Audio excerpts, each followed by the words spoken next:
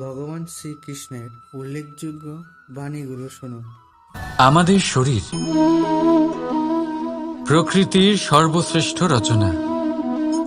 যে অঙ্গ প্রত্যঙ্গ আমরা লাভ করেছি প্রত্যেকটির মধ্যে একটি নিজস্ব বার্তা রয়েছে। একটু ভেবে দেখুন, দুটি চোখ দিয়েছে দেখার জন্য, দুটি কান দিয়েছে শোনার জন্য, নাসিকাও আছে দুটি, দুটি হাত দিয়েছে দ্বিগুণ পরিশ্রম করার জন্য। কিন্তু জীব শুধুমাত্র একটি, তার উপরেও তীক্ষ্ণ বলিষ্ঠ দাঁত দিয়েছে তার রক্ষার জন্য। কখনো ভেবে দেখেছেন কেন?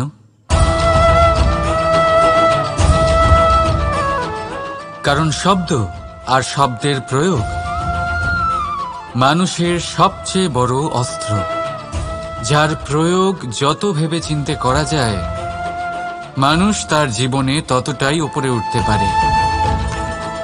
তাহলে মনে রাখুন, দেখুন, শুনুন আর বুঝুন বেশি, বলুন কম। রাধা রাধা। আমরা সকলে শক্তি অনুভব করতে চাই। এবার যদি আপনাকে জিজ্ঞেস করা হয় যে সবথেকে বেশি শক্তির অনুভব কোথা থেকে করা সম্ভব, তখন কেউ কেউ বলবেন পুষ্টিকর আহার গ্রহণ করলে, ব্যায়াম করলে, কেউ বলবেন ধন লাভ করলে, বন্ধুদের থেকে, পরিবারের থেকে, আদি ইত্যাদি। এইভাবে আপনি শক্তির অনুভব অবশ্যই করতে পারেন, কিন্তু সবথেকে বেশি শক্তির অনুভব যদি আপনি করতে চান তাহলে তা পাবেন শুধু একতার দ্বারা, সংগঠনের দ্বারা। যদি আপনাকে উদাহরণ দিই, নিজের এই হাতটাকে দেখুন, 5টা আঙুল রয়েছে। কোনো একটা বস্তুকে নিজের একটা আঙুল দ্বারা তুলে ধরার চেষ্টা করে দেখুন, বড়ই কষ্ট হবে। তখন আপনি বুঝতে পারবেন যখন এই 5টি আঙুল একত্রিত হয় তখন কোনো কাজ কতটা সহজ হতে পারে। এটাই হলো শক্তি, একতার। সব থেকে ভালো উদাহরণ যদি আপনাকে দিই তাহলে বাঁশি। এই বাঁশি থেকে অত্যন্ত মধুর সুর নির্গত হয় যা সবার মন প্রসন্ন করে দেয়। এই কথা সত্যি, কিন্তু এই বাঁশি আমি একটা বা দুটো আঙুল দিয়ে বাজাতে পারবো না।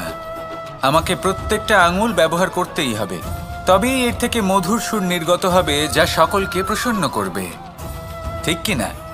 ঠিক এইভাবেই যদি আপনি চান যে আপনার জীবনরূপী বাঁশি থেকেও মধুর সুর নির্গত হোক বা সবার মনকে প্রসন্ন করে তুলুক, তাহলে আপনাকেও জীবনে একতা নিয়ে আসতেই হবে।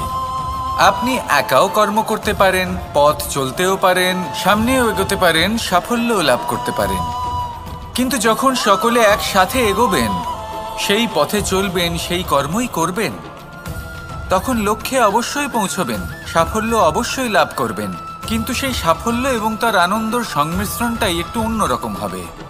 তাই জীবনে ঐক্যবদ্ধ হন, একসাথে মিলে এগোতে থাকুন, আর আমার সাথে ভালোবেসে বলুন রাধা রাধা।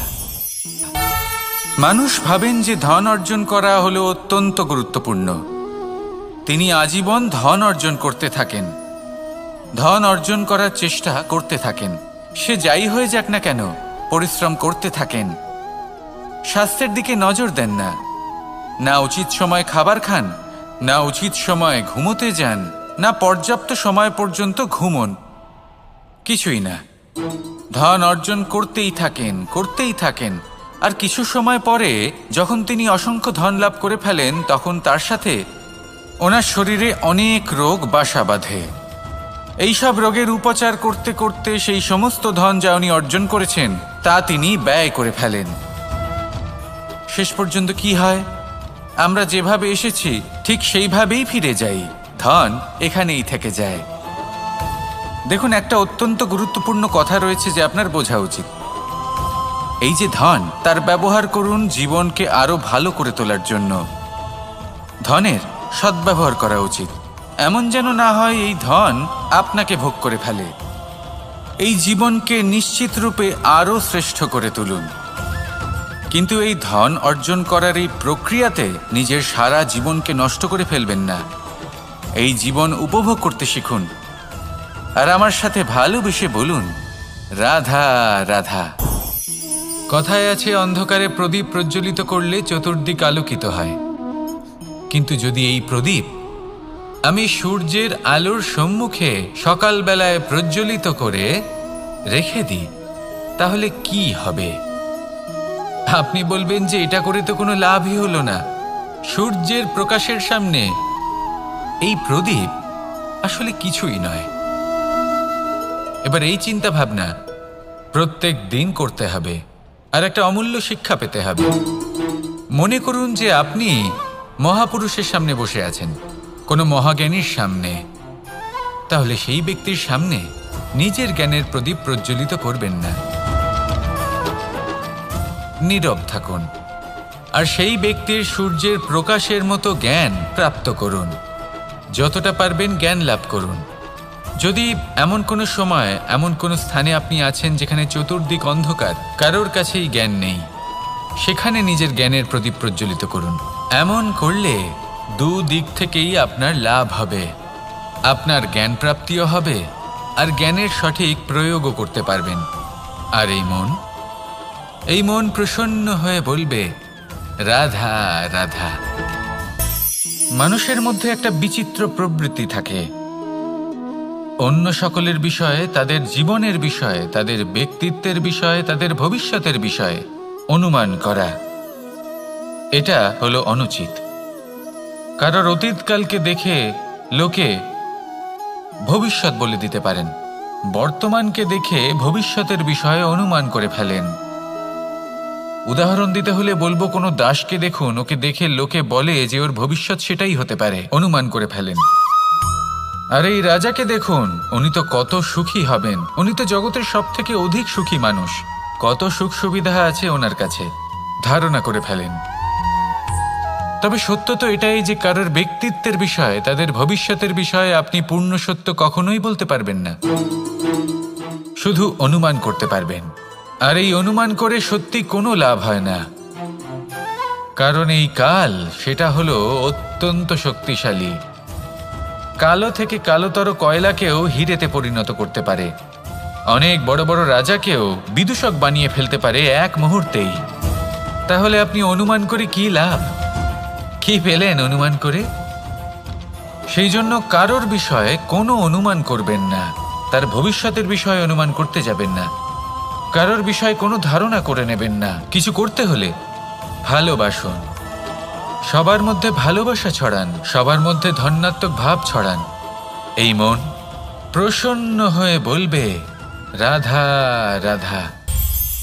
কেউ বলে জীবন খুব ক্ষণস্থায়ী, কেউ বলে জীবন হলো একটা সুন্দর স্বপ্নের মতো, আবার কেউ বলবে জীবন হলো এক কঠোর সত্য।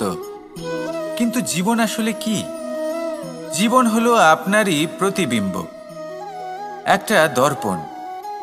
অর্থাৎ আপনি জীবনকে সেইভাবেই পাবেন যেরকম আপনি নিজেকে প্রতিপন্ন করবেন। যদি আপনি দর্পণের দিকে তাকিয়ে হাসেন, তাহলে আপনি সামনে হাসি মুখী দেখতে পাবেন। এবার যদি আপনি গম্ভীর হয়ে থাকেন, তাহলে আপনি একজন রুষ্ট ব্যক্তি দেখতে পাবেন। শেষে সবথেকে বেশি গুরুত্বপূর্ণ হলো আপনার চেষ্টা। আপনাকে সবসময় চেষ্টা করতে হবে যাতে আপনি নিজেকে প্রসন্ন এবং ইতিবাচক মনোভাবে রাখেন। এটা হলো আপনারই উত্তরদায়িত্ব, তাকে পালন করুন। এই মনকে প্রসন্ন রাখুন, এই সংসারকে সুন্দর বলে মনে হবে। আর এই মন প্রসন্ন হয়ে বলবে, রাধা রাধা। মানুষের একটি সমস্যা আছে যে মানুষ সাফল্যকে মাপতে থাকেন, লক্ষ্যপ্রাপ্তিকে মাপতে থাকেন এবং তার তুলনা করতে থাকেন যে ও এত কিছু পেল আর আমি পেলাম না, ওর কাছে এত কিছু আছে কিন্তু আমার কাছে নেই। এই তুলনা করার জন্য ওনারা দুঃখী হয়ে পড়েন, নিরাশ হয়ে পড়েন। তাই আমি একটা প্রশ্ন করছি যে এটা কি উচিত? এই সংসারে আপনি কি নিয়ে তুলনা করবেন, যেখানে সূর্যদেব চন্দ্রমা দুজনেই আছেন, দুজনেই হলেন বিশেষ, দুজনেই নিজ নিজ সময়ে উদিত হন। এদের মধ্যে একজন না থাকলে তাহলে আমাদের জীবন কঠিন হয়ে পড়বে। ঠিক সেইভাবেই আপনি যদি একটা বড় রেখা অঙ্কন করেন, তাহলে অন্য রেখাটি ছোট হয়ে পড়ে না, সে তেমনই থাকে যেমনটা সে ছিল। আপনার অস্তিত্ব কখনো ছোট বা বড় হতে পারে না। শুধু তুলনা করার জন্য আপনার এটা মনে হতে পারে যদি আপনি যুদ্ধ করতে চান আপনার তলোয়ারের প্রয়োজন পড়বে। যদি বস্ত্র তৈরি করতে চান এত বড় তলোয়ার দিয়ে কিছুই হবে না, তখন প্রয়োজন পড়বে একটা ছোট্ট সূচের। তাই তুলনা করবেন না, না নিজেকে ছোট মনে করবেন না অন্য কাউকে। সবার সাথে সহযোগিতা করুন, আর যদি তুলনা করতেই হয় নিজের সাথে করুন, যে কাল আমি কেমন ব্যক্তি ছিলাম, আজ কি তার থেকে শ্রেষ্ঠ হয়ে উঠতে পেরেছি। ভেবে দেখুন ভবিষ্যতে গিয়ে আপনি কতটা শ্রেষ্ঠ ব্যক্তি হতে পারেন। আসুন আমার সাথে ভালোবেসে বলুন রাধা রাধা। এই সংসারের সব থেকে গুরুত্বপূর্ণ তত্ত্ব কোনটা? প্রথম হলো সময়। জন্ম থেকে মৃত্যু পর্যন্ত এই যে সময়, এটাই তো হলো জীবন। দ্বিতীয় হলো জীবন, যাতে আমরা সময়ের সদ্ব্যবহার করি, শ্রেষ্ঠ থেকে শ্রেষ্ঠতর কাজ করার চেষ্টা করি। বহু বছরের এই পরম্পরা, এই সংস্কৃতিকে এগিয়ে নিয়ে যাওয়ার চেষ্টা করি। এই সংসারে আমরা অংশগ্রহণ করতে চেষ্টা করি। তৃতীয় হলো ধন, সেই ধন যা প্রত্যেক ব্যক্তি অর্জন করতে চেষ্টা করেন। এবার এই তিনটি তত্ত্বের মধ্যে একটা সামঞ্জস্য আছে, সমান ব্যাপার আছে। সে ধনই হোক বা সময় হোক বা হোক জীবন। আর সেই সমান ব্যাপার হলো যে যদি আপনি এটা গণনা করতে থাকেন তাহলে তা কমতে থাকে, যদি আপনি এটা ব্যবহার করেন তাহলে তা বাড়তে থাকে।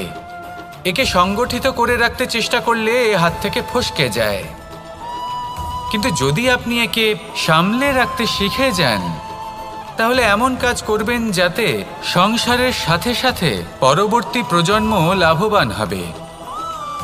যদি কিছু শিখতে চান তাহলে সামলাতে শিখুন, গণনা করা বা সংগঠিত করা নয়। আসুন আর আমার সাথে ভালোবেসে বলুন রাধা রাধা। এই সংসারে সাফল্য লাভ করার জন্য জ্ঞানের প্রয়োজন হয়, পরিশ্রমের প্রয়োজন হয়, দৃঢ় নিষ্ঠার প্রয়োজন হয়, নিরন্তর চেষ্টা করা প্রয়োজনীয়। কিন্তু আরও কিছু আছে যা অত্যন্ত প্রয়োজনীয় এবং গুরুত্বপূর্ণ। তা হলো ভালো বন্ধু। তাদের থাকা অত্যন্ত প্রয়োজনীয়। যদি ভালো বন্ধু থাকে তাহলে সময় এলে তারা ঢাল হয়ে আপনাকে সুরক্ষা করবেন। সময় এলে অস্ত্রের মতো শত্রুকে সংহারও করবেন। যদি তিনি জ্ঞানী হন, তাদের মধ্যে সদ্গুণ থাকে, তাহলে এই সব গুণ আপনার মধ্যেও প্রবেশ করবে। তাহলে সাফল্যের জন্য ভালো বন্ধু পাওয়া অত্যন্ত প্রয়োজনীয়। কিন্তু শুধু বন্ধু কেন, ভালো শত্রুও থাকা প্রয়োজনীয়। এবার আপনি ভাববেন এ আমি কি বললাম? যদি আপনার জীবনেও ভালো অর্থাৎ শক্তিশালী শত্রু থাকে তাহলে আপনিও শক্তিশালী হতে থাকবেন। এই শত্রু আপনাকে প্রেরিত করবে আরও বেশি শক্তিশালী হয়ে ওঠার। কখনো কোনো হরিণকে দেখুন, তীব্র গতিতে দৌড়তে থাকে। কেন তীব্র গতিতে দৌড়য়? এই কারণে নয় যে কোথাও তার জন্য মধুর ঘাস অপেক্ষা করে রয়েছে, না।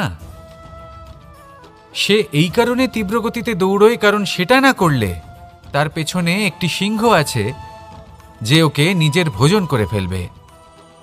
তাই জীবনে বিপদ, সংকট এই সব কিছুও হলো অত্যন্ত গুরুত্বপূর্ণ। তার সম্মুখীন হতে শিখুন আর আমার সাথে ভালোবেসে বলুন রাধা রাধা। পুরুষার্থ। শাস্ত্রে 4 ধরনের পুরুষার্থের কথা বলা হয়েছে। প্রথম হলো ধর্ম। আপনি কি জানেন এই ধর্ম আসলে কি? আপনার কি মনে হয় ধর্ম আসলে কি? কোনো বিশেষ ঈশ্বরকে মানাই কি ধর্ম বলা হয়? নাকি কোনো বিশেষ রীতি পালন করাই হলো ধর্ম? নাকি কোনো বিশেষ সাহিত্যকে সর্বশ্রেষ্ঠ মনে করাই হলো ধর্ম? না, ধর্ম হলো সেটা যাকে ধারণ করা যেতে পারে। আর ধারণ শুধু সেটাই করা যায় যা পবিত্র। পবিত্র শুধু তাকেই বলা হয় যা নিঃস্বার্থ, যার মধ্যে শাসন করার কোনো ইচ্ছে নেই, যা সরলভাবেই প্রবাহমান, জল এবং বায়ুর মতো। যখন কোনো ব্যক্তি ধর্মকে ধারণ করেন এবং সেই ধর্ম সেই ব্যক্তিকে রক্ষা করে, তখন তাকে ধর্ম বলা হয়। ধর্ম যা রক্ষা করে অহংকার থেকে, খারাপ চিন্তার হাত থেকে। সেই জন্য পুরুষার্থ গড়ে তোলার আগে, ধর্ম পালন করার আগে ধর্মের প্রকৃত অর্থ কি সেটা বুঝে নিন। এটা জেনে রাখুন যে সমস্ত ধর্মের আধার, সমস্ত ধর্মের ভিত শুধুমাত্র ভালোবাসা। আসুন আর এই ভালোবাসার সাথেই বলুন রাধা রাধা। কখনো কোনো বাগানের কোনো বৃক্ষকে দেখেছেন যেখানে সুগন্ধি ফুল থাকে, রসালো ফল থাকে? তখন মন প্রফুল্ল হয়ে ওঠে, মন থেকে সেই বৃক্ষের প্রতি ভালোবাসা জন্মায়। কিন্তু যিনি বাগানের মালিক, শুধুমাত্র তিনিই জানেন যে কিভাবে এই বৃক্ষকে আগলে রাখতে হয়, কিভাবে তার পরিচর্যা করলে এতে সুন্দর সুগন্ধি ফুল হবে, রসালো ফল হবে। কখনো কখনো প্রয়োজনের থেকে বেশি রোদ পেলে এই বৃক্ষগুলি শুকিয়ে যায়, প্রয়োজনের থেকে কম রোদ পেলেও এই বৃক্ষ কিন্তু শুকিয়ে যায়। প্রয়োজনের থেকে কম জল যদি পায়, এই বৃক্ষ শুকিয়ে যেতে পারে। প্রয়োজনের থেকে অতিরিক্ত জল যদি পায়, তখনও এই বৃক্ষের শিকড়গুলি নষ্ট হয়ে যেতে পারে। এবার এটাই কিন্তু আমাদের সংসারের সাথেও হয়। আমাদের সংসারের সকল প্রতিভাশালী ব্যক্তি, যেমন লেখক, বিচারক, প্রবক্তা, যোদ্ধা, এদের সবার ক্ষেত্রে এই কথাটাই প্রযোজ্য। যদি বেশি প্রশংসা করা হয় তাহলেও এরা হারিয়ে যাবেন। প্রয়োজনের থেকে বেশি যদি নিন্দা করা হয় তখনও তারা নত হয়ে পড়বেন। তাহলে আজ আমি এদের রক্ষা করুন কাহিনী শোনাবো, নিজেদেরও। এটা কোনো এক মনে রাখবেন একটা দুজন বোন যাতাকলে গম পেশাই করছিলেন। জেনে রাখুন কখন কোন নিন্দায় আপনি লজ্জিত হবেন ছিলেন। তিনি সময় সময় সেখান থেকে ছোট ছোট দানা তুলে নিজের মধ্যে বিষয়টা জাগ্রত করবেন করছিলেন। এবার দেখতে দেখতে গম পেশাই সমাপ্ত হয়ে বলবে, এবার পেশাই করা গম নিয়ে সেই দুজন বোন বাড়ি ফিরে আসছিলেন এবং তাদের ফেরার পথে হঠাৎ করে কোথাও থেকে একটি বাছুর চলে এলো। এই দুই বোন ভয়ভীত হয়ে গেলেন আর তাদের হাত থেকে সেই আটা পড়ে গেল, মাটিতে মিশে গেল। এবার এই পুরো ঘটনাক্রমে যদি কারোর বিন্দুমাত্র লাভ হয়ে থাকে, বিন্দুমাত্র আনন্দ পেয়ে থাকে, তাহলে সে কে? সেই ছোট বোন, যিনি মাঝে মাঝেই গমের দানা তুলছিলেন এবং খাচ্ছিলেন। কিছুটা হলেও উনি আনন্দ লাভ করেছিলেন। এবার এরকমই হলো আমাদের জীবনে ভক্তি এবং ভালোবাসা সংক্রান্ত বিষয়। মানুষ নিজের জীবনের দৈনিক কাজে এতটাই ব্যস্ত হয়ে পড়েন, প্রত্যেকদিন শুধু কাজ কাজ কাজ কাজ করতে থাকেন, আর তাতে ভক্তি এবং ভালোবাসার জন্য সময় বার করতেই পারেন না। দেখুন, জীবনে ভক্তি আর প্রেমের এই যে ছোট ছোট মুহূর্ত আছে, এগুলো যদি আপনি যাপন করতে পারেন তাহলে তাতেই আপনি তৃপ্তি লাভ করবেন। বাকি সবই আপনার ব্যর্থ বলেই মনে হবে। জীবনে যখনই আপনি কোনো কাজ করবেন, ঈশ্বরের প্রতি সমর্পিত হয়ে সেই কাজ করুন। আর যখনই সময় পাবেন, তাহলে সেই সময় নিজের আপনজনদের দিন, যাদের আপনি ভালোবাসেন, তাদের প্রতি যত্নবান হন, তাদের শুভাকাঙ্ক্ষী হন। এই প্রেম আর ভক্তির ছোট ছোট মুহূর্তগুলো আপনার জীবনকে চরিতার্থ করে তুলবে। আসুন আমার সাথে ভালোবেসে বলুন রাধা রাধা। আমরা সবাই সূর্যকে সম্মান করি, ওনাকে শ্রদ্ধা করি, ওনাকে পুজো করি। এই সূর্য আমাদের শক্তি প্রদান করেন, প্রকাশ প্রদান করেন। কখনো কখনো উষ্ণতা এতটাই বাড়িয়ে তোলেন, এতটাই তপ্ত করে তোলেন, আমাদের একথা মনে হয় যে আমাদের এই শরীর জ্বলে যাচ্ছে। তখনও আমরা বিরোধিতা করি না, তাকে কটু কথা শোনাই না, আমরা সসম্মানে তা গ্রহণ করি। কেন কেন করি? কারণ আমরা জানি যে সন্ধেবেলা যখন সূর্যাস্ত হবে, তখন শুধুমাত্র অন্ধকার বাকি থাকবে। ঠিক কিছুটা এরকমই হয় আমাদের মাতা পিতাও, যিনি আমাদের জন্ম দেন, আমাদের ভরণ পোষণ করেন, আমাদের বড় করেন, আমাদের প্রেম প্রদান করেন। কখনো কখনো তাদের মুখ থেকে কটু কথা নিঃসৃত হয়, আমাদের দুঃখ হয়, কিন্তু তখন আমাদের এটা বোঝা উচিত এগুলি নিঃসৃত হচ্ছে আমাদেরই মঙ্গলের জন্য। যেমন সূর্যদেব, উনিও উত্তাপ দিয়ে থাকেন আমাদেরই মঙ্গলের জন্য, যাতে ফসল পাকতে পারে, যাতে জল বাষ্প হয়ে মেঘ হতে পারে, বৃষ্টি হতে পারে, আর এই সংসারে নিরন্তর জলের প্রবাহ থাকে। আমাদের মাতা পিতা, তাদের কঠোর আচরণ, তাদের কঠোর অনুশাসনের পেছনে লুকিয়ে থাকে ওনাদের ভালোবাসা। আমাদের তা বুঝতে হবে, সসম্মানে ওনাদের গ্রহণ করতে হবে। কারণ ঠিক সূর্যাস্তের পরে যেমন চতুর্দিক অন্ধকারচ্ছন্ন হয়ে যায়, তেমনি আমাদের জীবন থেকে যখন আমাদের মাতা পিতা চলে যায়, তখন আমাদের জীবনেও শুধু এবং শুধুমাত্র অন্ধকারই ছেয়ে থাকে। সেই জন্য নিজের মাতা পিতাকে সম্মান করুন, ওনাদের ভালোবাসা প্রদান করুন। এই মন আর এই জীবন প্রসন্ন হয়ে বলবে, রাধা রাধা। শিশিরের বিন্দু পাতার ওপর পড়ে আর তার গায়ে লেগে থাকে। পাতা তাকে শুষে নিতে পারে না, আর শেষ পর্যন্ত সে ঝরে পড়ে যায়। অন্যদিকে রয়েছে মেঘ এবং চাতক। এদের মধ্যে অনেক দূরত্ব থাকে। মেঘ থাকে আকাশে আর চাতক থাকে ধরিত্রীতে। কিন্তু যখন এই মেঘ থেকে বৃষ্টি ঝরে পড়ে, এই চাতক কিন্তু সেই জলই পান করে, নয়তো সে তৃষ্ণার্ত থেকে যায়। এবার অন্যদিকে দেখলাম শিশির বিন্দু আর পাতার এই সম্পর্ক। এরা খুব কাছাকাছি থাকে, ঘনিষ্ঠও থাকে। অন্যদিকে রয়েছে মেঘ এবং চাতকের সম্পর্ক, যাদের মধ্যে অনেক দূরত্ব থাকা সত্ত্বেও তারা খুব ঘনিষ্ঠ, তাই না? এই সারমর্ম খুব সরল। এই নৈকট্য, এই দূরত্ব, তা আপনার সম্পর্কে প্রভাব কিছুতেই ফেলতে পারে না। এই নৈকট্য, এই দূরত্ব, এইসব হলো শুধুমাত্র মনের ব্যাপার। কখনো আপনি অনুভব করেছেন আপনি কারোর থেকে অনেক অনেক দূরে আছেন, অনেক দূরে আছেন, তাও সেই ব্যক্তির প্রতি আপনি টান অনুভব করেন। সেখানে আপনি কারোর সাথে প্রত্যেক দিন অতিবাহিত করেন, সমস্ত জীবন অতিবাহিত করেন, সব থেকে বেশি সময় তার সাথে অতিবাহিত করেন, তাও তার প্রতি সেই টান অনুভব করেন না। এই সংকেত হলো মনের দূরত্বের। তাহলে মনের এই দূরত্ব দূর করুন আর আমার সাথে ভালোবেসে বলুন, রাধা রাধা। পাখি কখন জন্ম নেয়, কখন উড়তে শেখে, কখন বাসা বানাতে শেখে, কখন নিজের মৃত্যু লাভ করে, এসব আমাদের মধ্যে কেউ জানি না। কিন্তু পাখি একটা কথা খুব ভালো করে জানে, যে এই সংসারে ও যা কিছুই করুক না কেন, এই সংসারের ওকে নিয়ে কিচ্ছু যায় আসে না। এবার আমরা কি করি? কোনো কাজ করার আগে আমরা এটা ভাবি যে এই সংসার যদি আমাকে দেখে ফেলে, তাহলে কে জানে এই সংসার কি ভাববে, আমার প্রতিচ্ছবি কেমন তৈরি হবে কে জানে, কে জানে কি হবে আদি ইত্যাদি। এই সব ভাবনায় আমরা মগ্ন হয়ে যাই। কিছুটা এমনভাবে মগ্ন হই যে বর্তমানের কর্মের এই জীবনের যাত্রাপথে সেই সময়ের আনন্দ উপভোগ করতে ভুলে যাই। এবার দেখুন একটা পাখি কি করে। ওর কর্ম হলো গান গেয়ে চলা। ওই পাখি গেয়ে চলে, কেউ ওর গান শুনুক বা না শুনুক, কেউ আদৌ শুনছে কিনা সেই বিষয়টা নিয়ে সেই পাখির কিছুই যায় আসে না। সেই পাখি নিজের কর্ম করতে থাকে।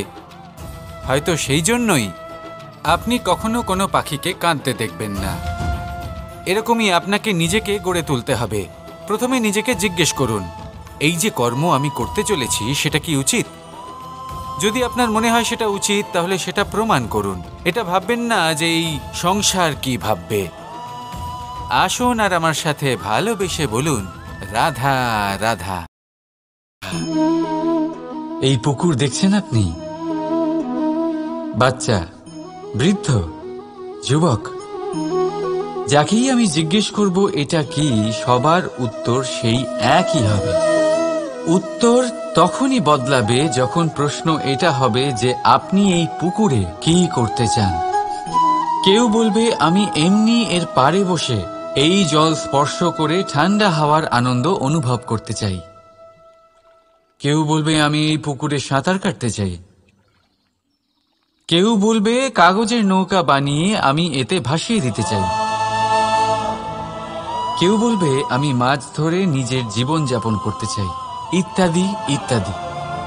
আপনাকে একটা কথা বলে রাখি, আমাদের জীবনও এই পুকুরেরই মতন, একই রকম। কিন্তু আমরা এই জীবন নিয়ে কি করব সেই সিদ্ধান্ত আমাদের। এই পুকুরে আপনি মুক্তও পাবেন, আবার পাঁকও পাবেন। যদি আপনি মুক্ত পেতে চান তাহলে এই পুকুরের গভীরে আপনাকে যেতে হবে। ততটাই চেষ্টা করতে হবে যতটা করলে আপনি সেই মুক্ত অর্জন করতে পারবেন। না হলে শুধু পাঁকে হাত পড়বে। তাই যা আমি সর্বদা বলে থাকি, সিদ্ধান্ত আপনার। রাধা রাধা। এই সংসারের সব থেকে বড় সুখ কি? কেউ বলবেন নিজের লক্ষ্য প্রাপ্ত করা, কেউ বলবেন ধন উপার্জন করা, কেউ বলবেন নিদ্রাই সব থেকে বড় সুখ, কেউ বলবেন রাজ্য লাভ করা, আবার কেউ বলবেন মাতার হাত থেকে খাবার খাওয়া, আদি ইত্যাদি। কিন্তু যদি সত্যি কথা বলি, এই সংসারের সব থেকে বড় সুখ হল সেবা করা। কখনো কাউকে সেবা করে দেখুন। এই সেবা দ্বারা অন্য কোনো মানুষের আশীর্বাদ লাভ করাতেই সুখ রয়েছে। আপনার সেবা ভাব দ্বারা যখন কোনো মানুষ নিজের অন্তরাত্মা থেকে আপনাকে আশীর্বাদ করে, তার থেকে বড় সুখ আর কিছুই নেই। কারণ প্রত্যেক মানুষের মধ্যে ঈশ্বর বাস করেন। নরের সেবাই হল নারায়ণের সেবা। নিষ্কাম সেবা করাই হল সব থেকে বড় সুখ। তাই নিজের অন্তরে সেবার এই ভাব জাগ্রত করুন। যে সুখের কথা আমি বলছি, সেই সুখ অনুভব করেই দেখুন। এই মন সুপ্রসন্ন হয়ে বলবে, রাধা রাধা। বাহ! পুষ্পের সুবাস আমার খুব ভালো লাগে। অত্যন্ত সুন্দর হয় এই পুষ্প। এইভাবে চারিদিকে পুষ্প দেখে মন আনন্দিত হয়ে ওঠে। এবার আপনারা ভেবে দেখুন, আমার চারিদিকে পুষ্প নয়, আগুন আছে। তাহলে কি হবে? আমার শরীর কি জ্বলে যাবে না? অবশ্যই জ্বলবে। শরীরকে কি আগুনের তাপ সহ্য করতে হবে না? অবশ্যই সহ্য করতে হবে। এটাই হলো প্রকৃতির নিয়ম। এই নিয়ম কিন্তু আমরা সবাই জানি, কিন্তু আমাদের মধ্যে বেশিরভাগ মানুষ এই বিভ্রান্তি নিয়ে বাঁচি যে এই যে প্রকৃতির নিয়ম, তা আমার ওপর প্রযোজ্য নয়। তা কিন্তু নয়। আমাদের চতুর্দিকে এই যে নিসর্গ রয়েছে, আমরা তার কতটা ক্ষতি করি সেটা একবার ভেবে দেখুন। আমরা বনাঞ্চল জ্বালিয়ে দিই, বায়ু দূষিত করি, জল দূষিত করি, প্রাণীদের হত্যা আমরা করি। কেন? এই নিসর্গ আমরা নষ্ট করি, যদিও আমরা জানি যে আমরাও হলাম এই নিসর্গেরই অংশ। এবার দেখুন, শরীরের কোনো অংশে যদি আগুন ধরান, আস্তে আস্তে সমস্ত শরীরও জ্বলে যাবে। সেইভাবেই নিসর্গ যদি নষ্ট হয়ে যায়, তাহলে মনুষ্য জাতিও নষ্ট হয়ে যাবে। তাই এই যে নিসর্গ আপনি দেখছেন, এই পুষ্প, এই বৃক্ষ, বায়ু, জল, এদের সকলকে রক্ষা করুন, নষ্ট নয়। মনে রাখবেন, যদি নিসর্গ থাকে মানুষ থাকবে, যদি নিসর্গ থাকে তাহলেই জীবন থাকবে। আসুন আমার সাথে ভালোবেসে বলুন, রাধা রাধা। এই সংসারে সবাই বলেন আমি অর্জুনের মতো হয়ে উঠতে চাই। সবাই চায় যে তারাও যেন অর্জুনের মতো গান্ডীব লাভ করে। তারাও চায় যে তাদেরকেও মহাদেব এসে পশুপতি অস্ত্র দান করবেন। তারাও এটাই চায় মহাভারতের মতো মহাসংগ্রামে বিজয়ী হতে। কিন্তু সবাই ভুলে যান যে অর্জুন যা হতে পেরেছিলেন সবকিছুই অর্জন করেছিলেন। যদি আপনিও অর্জুনের মতো গান্ডীব লাভ করতে চান, তবে আপনাকেও তার মতোই শ্রেষ্ঠ কাঠ নির্বাচন করতে হবে। সেই কর্ম আপনাকেই করতে হবে। তার প্রত্যঞ্চা যাতে তীব্র হয়, তার জন্য আপনাকে সর্বশ্রেষ্ঠ দড়ি খুঁজে বের করতে হবে। আপনার বাণ যাতে ঘাতক হয়, সেই জন্য আপনাকে নতুন নতুন ধাতু খুঁজে বের করতে হবে। সেই শিক্ষা আপনাকে লাভ করতে হবে, তবেই আপনার ইচ্ছে পূর্ণ হবে। অর্জুন হওয়া বড়ই সরল, যদি আপনি কিভাবে অর্জন করতে হয় তা জানেন। শুধুমাত্র স্বপ্ন দেখেন যারা, তারা কখনোই অর্জন করতে পারবেন না। কিন্তু যদি কেউ অজ্ঞাতবাস ভোগ করতে পারে, যদি কেউ লাক্ষাগৃহ থেকে পালিয়ে বাঁচতে পারে, যদি কেউ কঠোর তপস্যা করতে পারে, প্রতীক্ষা করতে পারে এবং পরিশ্রম করতে পারে, তাহলে সে অর্জুন অবশ্যই হয়ে উঠবে। যদি আপনি অর্জুন হয়ে উঠতে চান, তাহলে কর্ম করতে শিখুন আর আমার সাথে ভালোবেসে বলুন, রাধা রাধা। জীবন থাকলে লক্ষ্য অবশ্যই থাকবে। যদি লক্ষ্য থাকে, তার পথ অবশ্যই থাকবে। যদি পথ থাকে, তাহলে বাধা অবশ্যই থাকবে।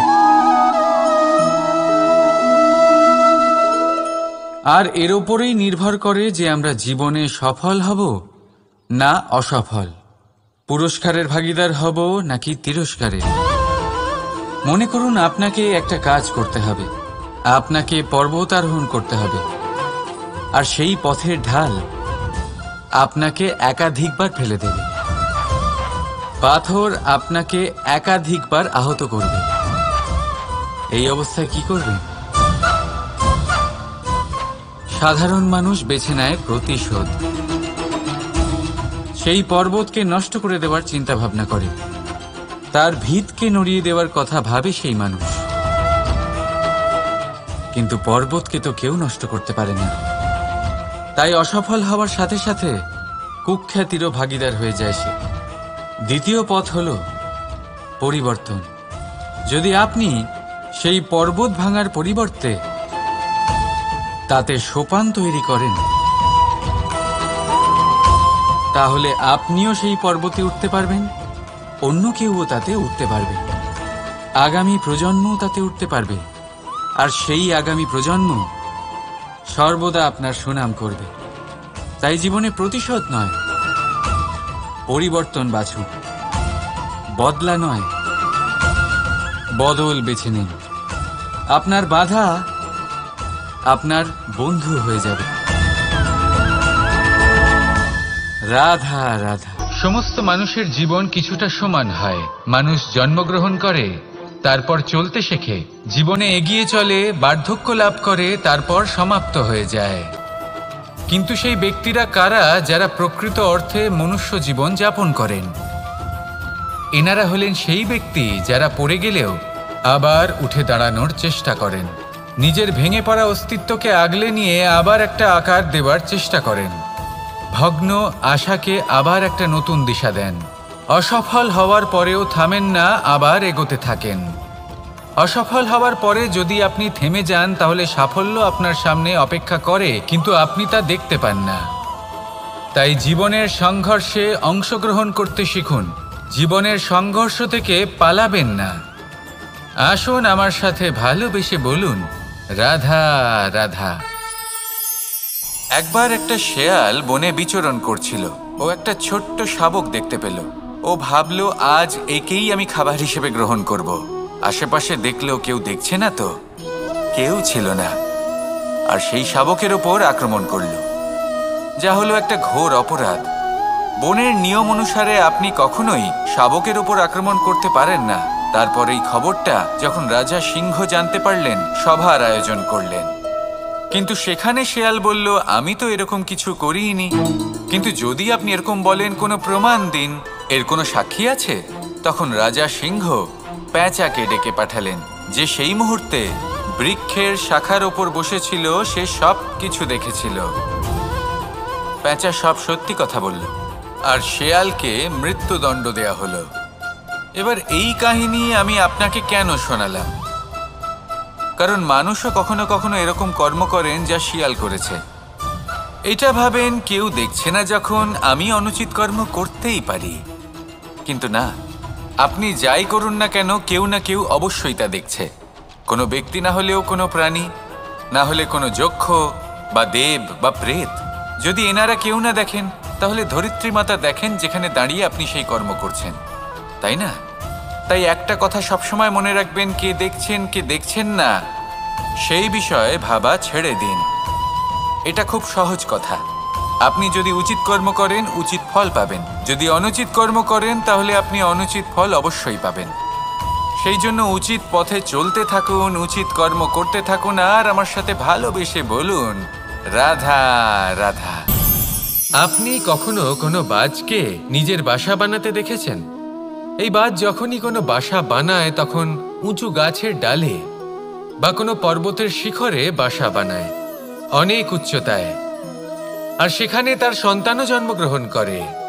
যখন এই সন্তানেরা জন্মায়, তখন এই বাজ খুবই ভালোবেসে এবং খুব সাবধানে এদের পালন পোষণ করে। নিজের ঠোঁট দিয়ে তাদের ঠোঁটে খাবার পরিবেশন করে। কিন্তু যেই সেই সন্তানেরা হৃষ্টপুষ্ট হয়ে যায় এবং সেই কথা বাজ নিজে বুঝতে পেরে যায়, সেই বাজ নিজেই সেই বাসা ছিন্ন ভিন্ন করে দেয়। সেই সন্তান যাদের সবেমাত্র ডানা গজিয়েছে, কিভাবে উড়তে হয় তারা জানে না, সেই সন্তানগুলিকে উচ্চতা থেকে ঠেলে দেয়। সেই সন্তান প্রথমে ভয়ভীত হয়ে যায়। তারা সামনে মৃত্যুকে দেখতে পেয়ে ভয়ের কারণে তাদের ডানা ঝাপটাতে থাকে, আর সেই প্রক্রিয়াতেই সেই সন্তানগুলি উড়তে শুরু করে দেয়। এবার এই ঘটনায় আমরা কি শিক্ষা পেতে পারি? এটাই, যদি আপনি মাতা পিতা হন তাহলে নিজের সন্তানকে অবশ্যই স্নেহ করুন, কিন্তু তাদেরকে নিজের আঁচলের তলায় বেঁধে রাখবেন না। যদি আপনি চান আপনার সন্তান জীবনে উন্নতি করুক, তাহলে নিজের মুঠো থেকে তাদের স্বতন্ত্র করে দিন, এই সংসারে সংঘর্ষ করতে দিন। সেই সন্তান নিজেই বুঝতে পারবে যে জন্মের সময় পাওয়া ডানা কি করে ব্যবহার করতে হয়। আর আপনার চোখের সামনে আপনার সন্তান এই আকাশে উড়তে থাকবে। তাহলে আসুন আমার সাথে ভালোবেসে বলুন, রাধা রাধা। সংসারে সবচেয়ে পবিত্র মানা হয় গঙ্গা জলকে। কখনো ভেবে দেখেছেন কেন?